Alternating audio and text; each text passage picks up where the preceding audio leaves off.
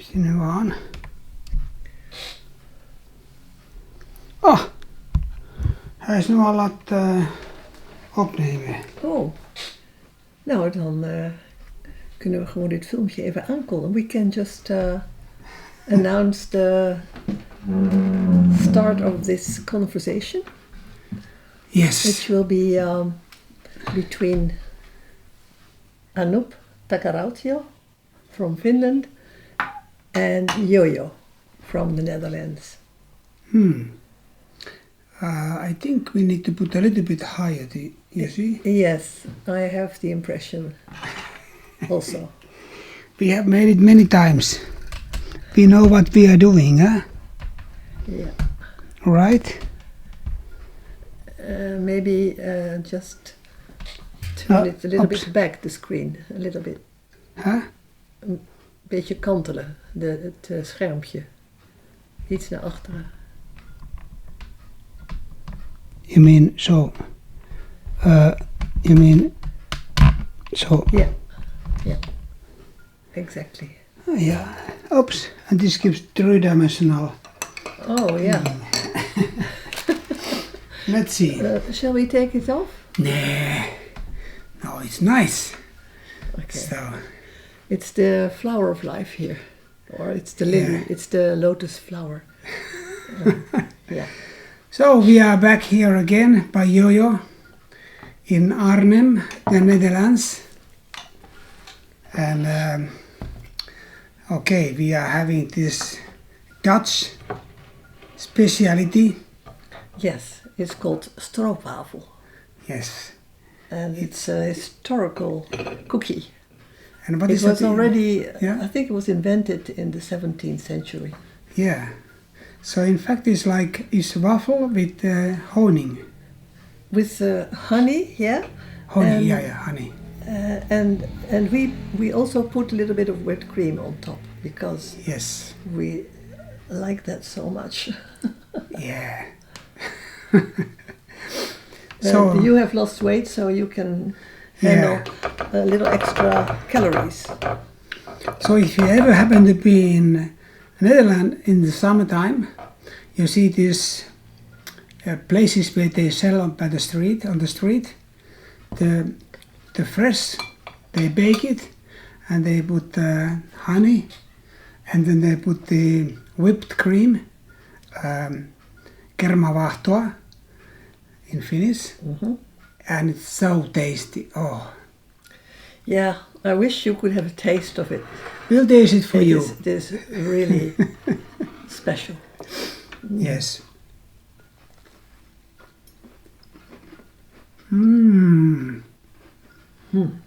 Oh. Life is sweet. Yeah. When you have... Wat was die naam? What was the name? What was the name? Stroopwafel. Stroopwafel, yes.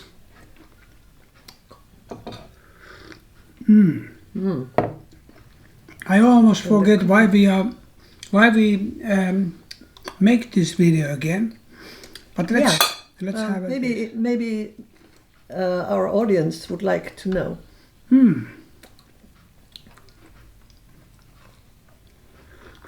Why did we make this video? Yeah. We have had several sessions before. The first started 8 years ago. 8 years ago, yes. And the last one was a couple of months ago. They are all to be found on YouTube, on our website. Yeah. On the channels. Well, it's... we are living in remarkable times because the world history is kind of chaos, and old rules like are breaking from society. There is war here and there, and so it's a question why we are here in the world, why we are here. And I found it myself a few years ago, so like really big answer when I wrote a when I wrote a book in Finnish, my first book, and when I translated it to English, I found it even more like I made like a bird with myself describing something. And that's why we are here now, because Yoyo has translated finally her Dutch book into English. And you have been working like 8 years with the book. Yeah.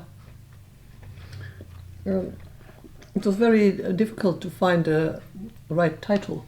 Yes. For the book. It's really about, it is the metaphor of the lotus flower that transforms mud or shit into beauty. And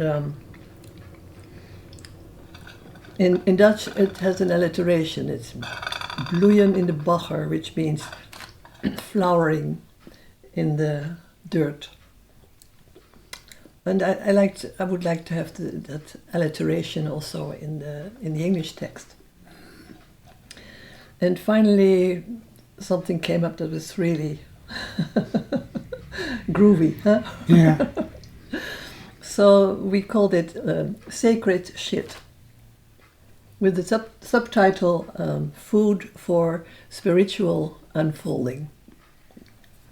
What does unfolding mean? A way opening. Yes. Opening in its beauty. Spiritual, like the flower unfolding. Mm-hmm. Yeah. Spiritual awakening. Yes. Yeah. And actually it's the story of my life, but associated with the chakras that represent stages of awakening. So that's it's been quite a journey to make that translation, and the ebook is just ready now for the last proofs, and then when I give the green light, it will be distributed in 135 countries. Yeah. So I'm really excited about this and curious whether it will be a bestseller or a flop.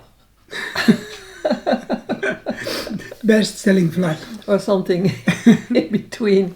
Yeah. Yeah, it's always like, it's an open question. You never know in beforehand how it will be, how it will come out.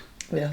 And yeah, I'm also very curious about it, really, like, because I know you so many decades, and you are such an amazing person, like to know, and somehow like the age doesn't count on you, because can we say how old you are?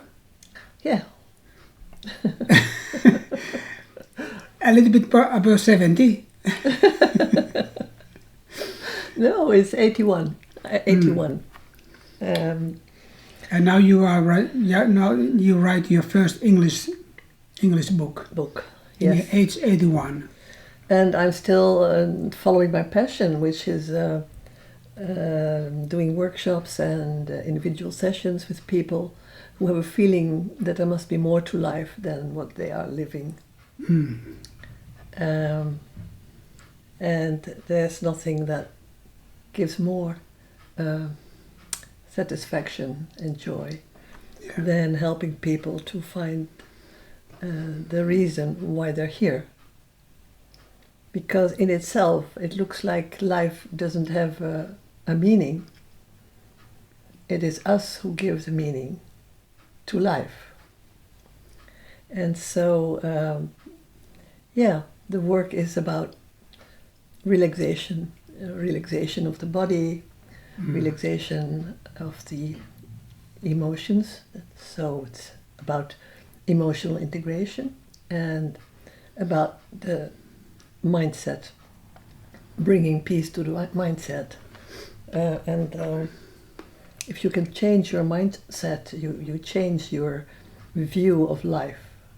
So actually you can change the world and change your self-image by changing your mind. you change your mind, you can see a different world. You can turn a terrible, horrible world into a world of meaning, compassion, love and understanding. Yeah, the word compassion is so... I see that that's like one of the key elements in our growing up, growing with awareness. And so we are not caught up with our own personal problems. Yeah. We have problems, everybody has problems, but we have a distance a bit to look, because we can see others and have compassion. Without getting distance from our own problems, we cannot see others, we cannot have compassion. And I guess that's why it's always has been like one element of spiritual growth to have compassion. Yeah. Compassion starts with compassion for yourself. Yeah. Compassion with the limitations that we have, with the negative sides of ourselves, our inner demons. When you have come to terms with those, you understand how they have come to be. Then the way you look at yourself and also the way you look at life starts changing, shifting. You tell in your book a lot about your connection with Osho and the influence of him. Yeah, maybe we should share with the audience who is Osho. Yeah. Osho is a mystic and a spiritual guide from India, and I visited him in Pune in India in 1979 when I was struggling with a painting of an old man's face that was supposed to express inner peace, and I didn't manage to get that expression. And it became vital for me to get that painting finished. And so I heard about this guru, this mystic, and I went there. And I was there for 7 weeks. And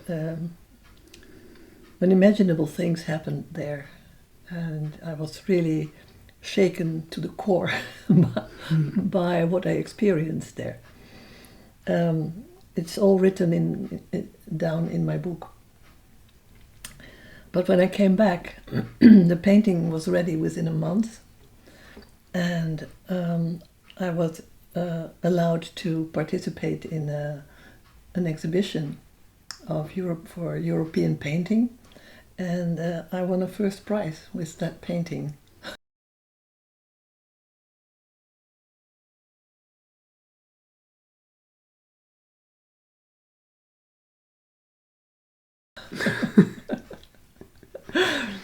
So that was the beginning of my work with people, first starting with stimulating people's creativity, and then helping them to get to the core of their tensions that sabotaged their well-being and their happiness. But maybe we should also tell a little bit about you. Oh. Yeah. Because you have always also gone through an interesting and challenging period. Yeah.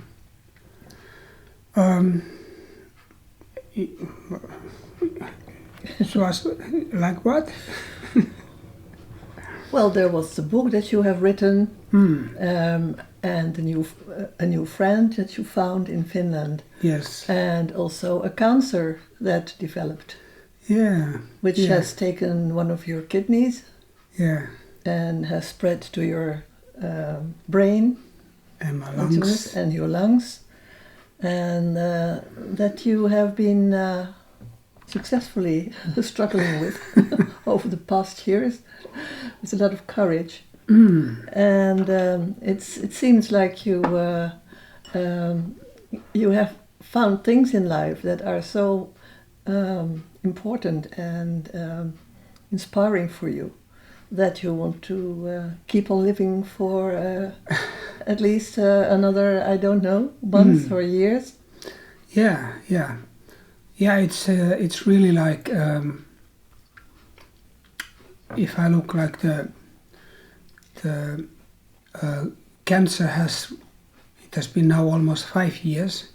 In the end of the year, it becomes 5 years, and it has really taught me compassion for myself.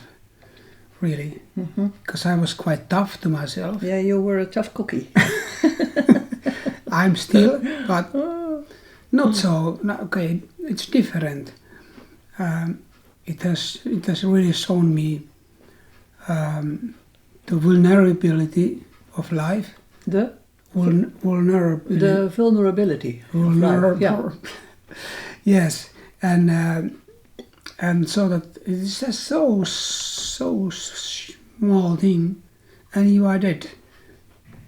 So if some things would have gone differently, I wouldn't be anymore. But there was a cure, there was an operation, like in my brains, radiation. Then later. Yeah, the tumors in your brain have disappeared now. Yeah. Like I was like 2 years ago. I was in like one spiritual birth in Finland, Hengeteron method, and I was giving there a talk to people, and I have had so strange feeling in my head. It was like a balance was totally lost. My balance. I was really like moving all around. But I was talking like hour, and I didn't know that I had cancer in my head. So 2 months later, they say that it must be taken away when they found it. So it's really quick operation. So sometimes like that we walk in life and we don't see that, hey, there's something wrong in the body. Because in somehow being like a tough, like I mustn't give up, I have to do things what I've been doing. So if you're a little bit sick, okay, you keep on going. And then there are the signs, but I didn't notice it. Like the kidney cancer is so how to say, hiding so long. Then it comes up, and then it's too late. It has spread already, like in my case. But I mean, I'm like now almost 5 years going on, and most of the people are already dead. And I really hope that I could live longer. Yes, because you have a special project going in Finland. Can you tell us about that? It's amazing what he's accomplished there. Really amazing on his own. Tell us about the pavilion that you are building for your beloved. Yes, in Finnish it's kota. Kota is a cottage. Originally it's from Lapland, the kota name. The people in Lapland, they make the kota like from stocks and then with the reindeer skin. But this is made of wood, of course, and it's a big one. 7 corners, and in the middle of the roof there is a window, a round window, isolated window. But it has a purpose, huh? This cottage, this pavilion. It's more like a pavilion. I look at it as a shrine. Yeah. And you're making it for your friend, for your beloved. Yes. For her to be able to give workshops. Yes, that's the meaning. Yeah, that's the meaning. Yeah. That's the idea. Yeah. Yeah, I said like in January that you need a space to give workshops to heal people. So and then I just went up in the hill, and I thought, okay, here and here and here. So, and then it started to create itself. Like I was like. Have you put pictures or a film of the pavilion on your website? I have or pictures. on YouTube? Not yet. Maybe I can put one picture here. Also. Yeah. About you, telling yes. you. Yeah, but it's like it's not yet ready yet. But it's like when you have a cancer, and in my case, it also affects my ability to move. It's like a miracle that I can still build. Yeah. I can train, physical training,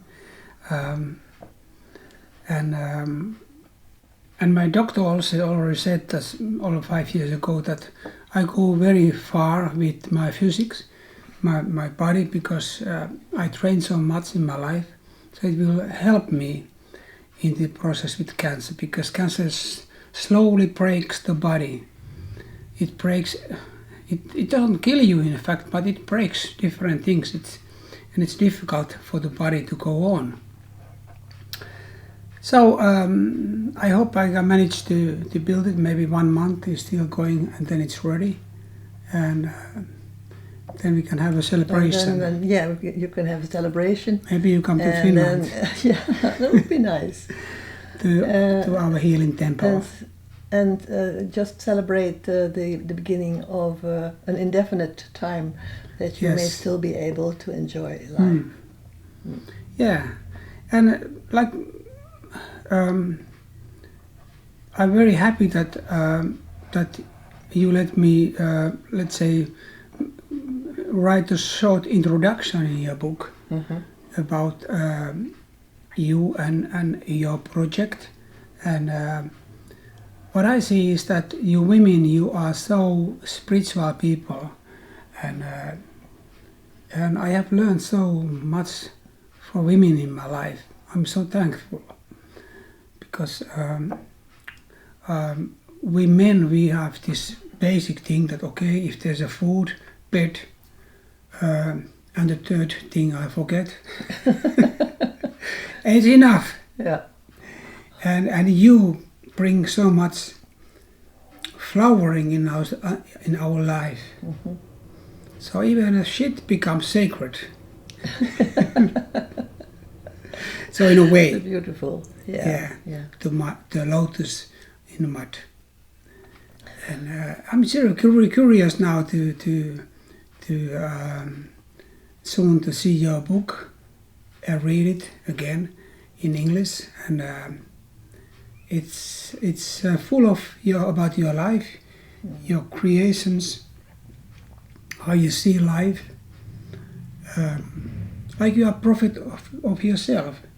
You are not bringing God from somewhere differently. So you say in your book, in fact, look, I experienced so many godly things. I will give you this book.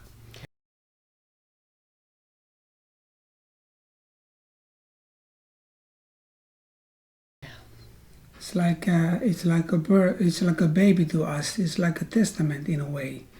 Yeah. Well, the organization that is going to distribute the book is called Book Baby.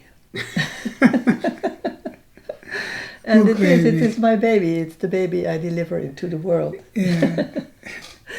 Yeah. In this short lifespan that we have on Earth, there's so much we can do, and at the same time it's like a flash of lightning, then it's over. Yeah. And it's so miraculous, it's so mysterious, this whole life, which is playing itself out in between. From nothingness, we came from nothingness into life, and then we go into nothingness again. And in this space we can think that we are very, very special. And that we're doing very important things, and we're very proud of our achievements and stuff. But then again, when we die, we have to let it go. Yeah. As you see here, I have this picture of the painting I made here, the the mural in my in the area where I live, but around it all graffiti. Yes. And it's a miracle that they have not yet just also painted over it, but it is now bleached by time. Yeah. And they are probably going to remove it. So all things that we make will disappear in the end. And so I'm curious to know what is your feeling about death and dying. Are you afraid of death? I was... because it is definitely going to come. Yes. And maybe I will be dead before you, but we will all go. Yeah, that's true, yes. I would say that when I get to know about the cancer, I was so shocked. And like all ideas about the future just fell apart. There was no future anymore. So that was a really painful experience. In Actually, we are living as if we will never die. Yeah, we all live because that's a part of the human mind.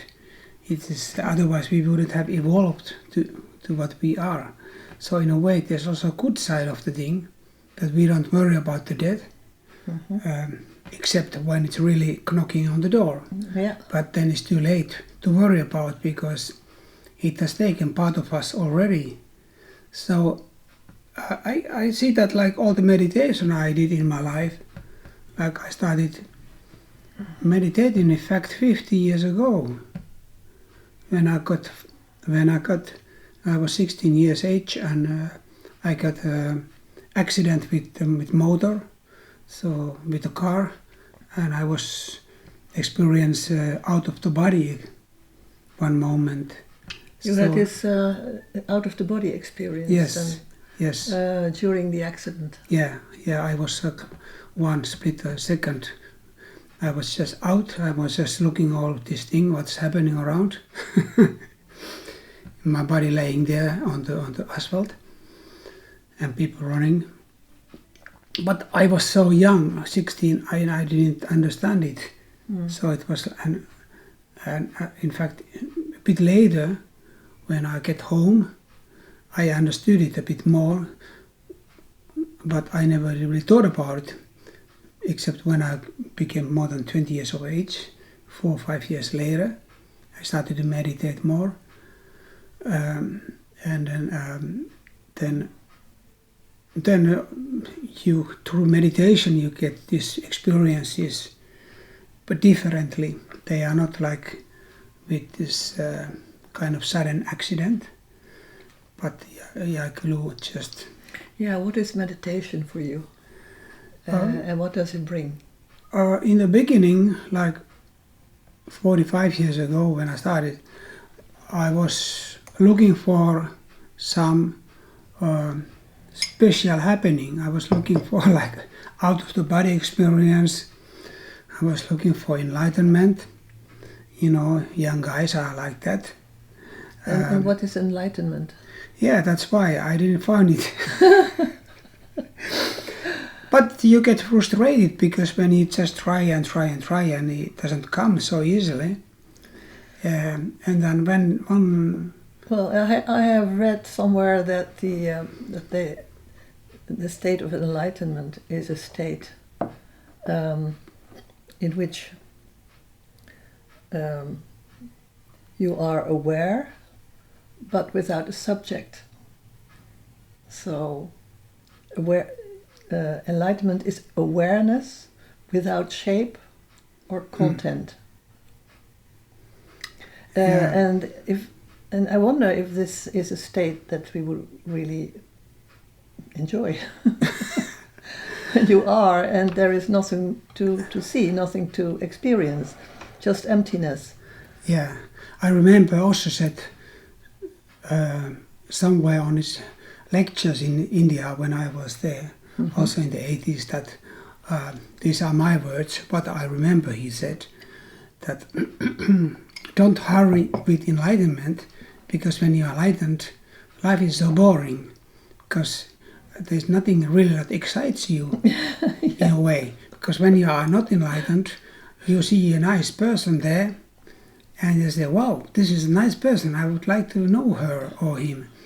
But when you're enlightened, it's a different approach, because there's no subject in that way. Yeah. And I've heard another story that said, well, probably planet Earth is one of the only planets in the universe where you can have emotions. And so all these souls that are just floating around in nothingness, they go from, ooh, emotions. Ooh, I would like to experience that. So they buy a ticket for planet Earth, the theater of planet Earth, and they come into all these dramas with all kinds of positive and negative emotions. And then at a certain point, they're happy to get back to nothingness and the boredom of of not being in a body and not living in duality. So that is my also, this is a nice joke, but this is true also, I guess. But nobody comes to tell us from nothingness, because this through sickness. This what? Through sickness, like being sick with the body, so with the cancer. Yeah.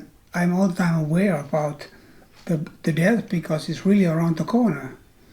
And ultimately, it will win. There will be a really miracle if I would be living after, like, say, 3 years, 4 years from here now on. So there is kind of one part of the mind is becoming like a part of nothingness in a way already. But that's also the one evolution of meditation. When you are meditating, like in the beginning, like young, you start running after this and that, and enlightenment or whatever experience is out of the body, all spiritual shit. And in the further you go, less is happening, in fact. And when less is happening... When is less happening? When you are meditating more years, when you are just witnessing things, and you get tired of this trying to meditate, trying to become enlightened, and then in the a hope before you get imbecile or whatever, Alzheimer, that you don't remember anything anymore, there comes this kind of inner realization that, in fact, I have been all the time nothingness. I was just identified with this subjects, with this outside, inside, and in fact, I was all the time both. I was the object and the subject. The whole world is a projection of my own mind, the duality. Yeah. It's kind of a story, when we identify with a person, with these opinions, with these feelings, with these characteristics. Yeah. It seems so real. Yeah. It seems like reality, you can touch and you have the senses. And then it's hard to believe that there is a state where you can no longer have feelings, thoughts, physical sensations. It's hard to imagine. But it is possible to be in that state while you are still in the body. And what I like about the things I have learned in life and experience is that now I can choose, I can either be in that state where there is nothing, I am still there, but there is nothing besides my being there. And then when it gets boring, I get back to the world of the senses, and I have all these terrific experiences with ups and downs and And when that becomes too exciting and or too miserable, I can go back to that state again where there is just me and nothing else. And that's what I like about being on this journey in a physical body. Yeah. And I don't feel I will regret just leaving this earthly plane, because I have no memory of the state before I came into this body, and I can't remember that I was miserable or unhappy. Maybe that's why we have a difficulty to remember something beyond life, because there is the emotions what we are having now, experiences cannot be. I assume that somewhere there in the ether there are no cars driving, or there are no like cookies or ice cream or coffee or whatever. In the movie The Matrix, they tell that they show that there is this space outside of the duality, but inside the duality you not only have misery and problems, but also cookies and whipped cream. Yeah. Yeah. Yes. So, well, I wonder if our audience is still there. Are you still there? You must be if you see this and you hear this question. Anything else we would like to enlighten? Or cover? Let's say, like, your book is just a small, brush, and it's ready-made. It's ready. What is your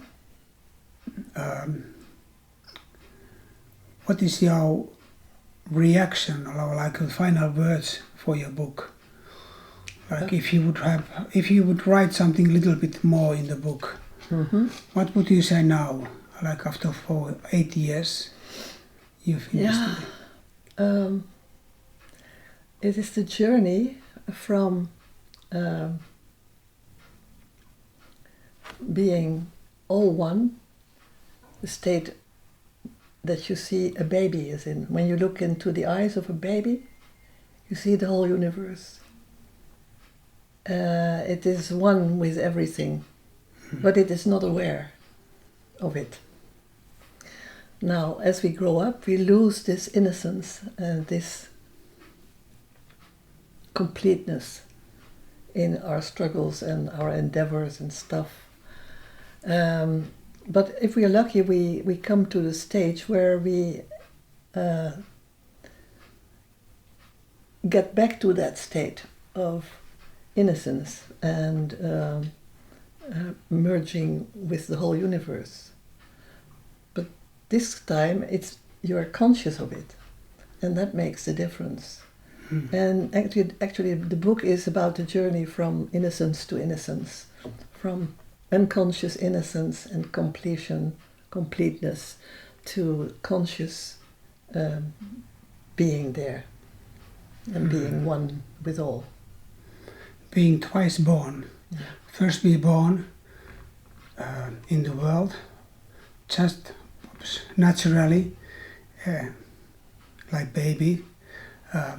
The second time we are born because we work for it in the beginning, and in the end we don't work. In fact, all the work is done. Yeah. And then you can relax into being a part of all that is. Yeah. And not being a specific identity, but just life. It's the same like this. Pureness. Yeah, it's the same like with this virya now. We started it a little time ago. There was kind of struggle to, we have to find something. Now we have managed to talk quite a while. with and each you, other. And you as a viewer, yeah, you managed sharing to it follow us. with you. Yeah, And we all are like twice born. yeah. And that's the definition of enlightenment. You are what you already were. You remember that. You remember. It is about Yeah. remembering who you are and what you are. Yeah. Congratulations. Well, I think we sort of covered a lot for this round. Wow. Shall we Where? say goodbye to our readers? Oh, But It's- first a hug.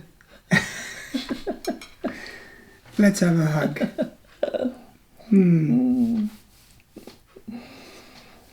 Nice, these encounters. Yeah. Yes. So, well, I hope you have had a good time with us. And, well, if you want to connect with either with Anoop or with me, you can find us on yoyo.nl for me, yoyo.nl, and for you, Tautrino. Tau- On YouTube. Tautrino on YouTube. Yes. Tautrino. I wrote it there under. Okay. And I write like yours side somewhere on this beautiful red dress you have somewhere here with big letters, white letters, and my like. Okay, folks. Yes. Good to be with you. Good to be, like you, part of the mystery we are living in. Bye-bye. Wish you a good springtime and summer. Yeah. 25. Bye-bye.